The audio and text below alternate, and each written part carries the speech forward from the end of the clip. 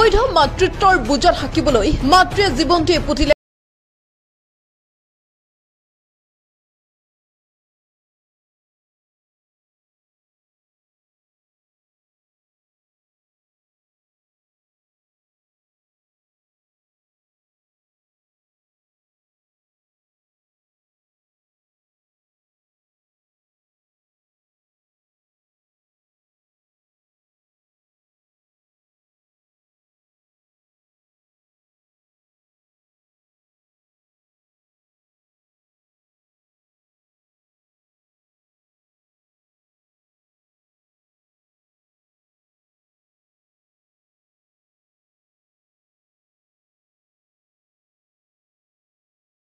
লক্ষ্য কৰি স্থানীয় ৰাইজে সোধোতে তেওঁলোকে হেনো কয় যুৱতীগৰাকীৰ ফেটি লিভাৰ হৈছে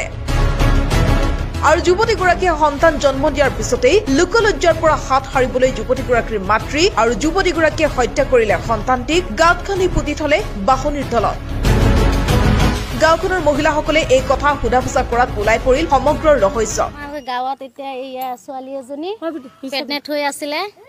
7-8 মাহ হৈ আছে এতিয়া পেটটো ডাঙৰ হৈ আছে আমি কেতিয়াবা সুধো যে তোৰ কি হ'ল বুলি কৈ থাকো সিহঁতে কয় এই ফেটি লিভাৰ হৈছে পেটত তেল হৈছে কিডনিক বেয়া হৈছে এইটো হৈছে সেইটো হৈছে এইবোৰ কৈ সিহঁতে টাউনলৈ অকণমান চিকিৎসা কৰিলে গীতালী বাইদেউৰ ওচৰত বোলে চিকিৎসা কৰিছে ছোৱালীজনী কৈছে তাৰপিছত এতিয়া আমি মানে ঘৰত চবেই সুধো সেই কালি নে পৰহি আমাৰ গাঁৱৰ ডেকা কেইজনমান গৈ সিহঁতক সুধিছে যে কিবা কেনেকুৱা হ'ল পেটটো কেনেকুৱা চেপেটা হৈ গ'ল বুলি কৈছে তাৰপিছত সিহঁতে কৈছে বেমাৰ এটা হৈছিলে লেট্ৰিন পেচাব নহয় এতিয়া আমি ঔষধ এটা খুৱাইছোঁ কবিৰাজ বেজ বোলাই এইবোৰ দেখাই পিনি তাৰপিছত কৈছে বেজ দেখাইছোঁ এতিয়া সিহঁতে ঔষধ পাতি দিছে পেচাব লেট্ৰিন হৈ পেটটো মানে চেপেটা হৈ গ'ল এনেকুৱা বুলি কৈছে তেতিয়া আমি ঘৰত কেইজনমান গৈ ছোৱালীজনী ভালকৈ বুজালোঁ যে ছাৰ ইমান ডাঙৰ এটা কাম কৰিছ তো সঁচা নে মিছা এইবোৰ কথা ক নহ'লে ছাৰ ডাঙৰ হেৰি হৈ যাব বুলি কৈছোঁ তাৰপিছত ছোৱালীজনী কৈছে যে এইটো সঁচা মোৰ কেঁচুৱা হৈছে তেতিয়া মই কৈছোঁ ক'ত থৈছ কি ক'ত পুঠিলি পিছত সি কয় মই নাজানো পিছত মই কৈছোঁ নহয় তই জান কৈ দে সি কৈছে মই নাজানো তেতিয়া আমি কেইজনমান গ'লোঁ গৈ পিনি কৈছোঁ যে আমি ঘৰতে এয়া বাগিছে কি বাঁহৰ তলতে ইয়াতে মানে পুতি থৈছে আমি চবেই চেক কৰি আছোঁ মানে গৈ খুন্দি তাৰপিছত চাইছোঁ যে কেঁচুৱা হৈ আছে অভিযোগ অনুসৰি যুৱতীগৰাকীয়ে কৰে দেহ ব্যৱসায় এই সন্দৰ্ভত ৰাইজে কেইবাবাৰো আলোচনাত বহি পৰিয়ালটোক দিছিল সকিয়নিও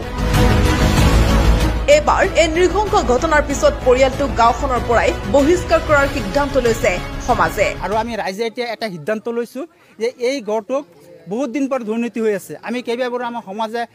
বিচাৰ কৰিছোঁ আলোচনা কৰিছোঁ তাৰপৰি সিহঁতৰ লগত আৰু 2-3বাৰ মিটিং হৈছে হোৱাৰ পিছতে সিহঁতে উৎপাত বেছি কৰে তাৰমানে এই ছোৱালীজনীৰ ধান্দা বেলেগ তাৰ মাক দেউতাকে বিশ্বাস নকৰে আমি কোৱাৰ পিছতে তাৰমানে পইচা তাৰ মাক দেউতাকক দিয়াৰ পিছতে সিহঁতে এনেকৈ চলি থাকে এতিয়া আমাক একো পাত্তা নিদিয়ে আজি এনেকুৱা এটা ঘটনা হৈ গ'ল গতিকে আমি এটা সিদ্ধান্ত কৰিছোঁ ইয়াত আমি থাকিবলৈ তাক নিদিওঁ ইয়াৰ পৰা আমি উচ্ছেদ কৰিম সিহঁতৰ ইয়াত মাটি নাই একো নাই অলা হিচাপত তাত ইয়াত থাকিছিলে এতিয়া আমি তাৰ পৰা ইয়াত বহিষ্কাৰ কৰিম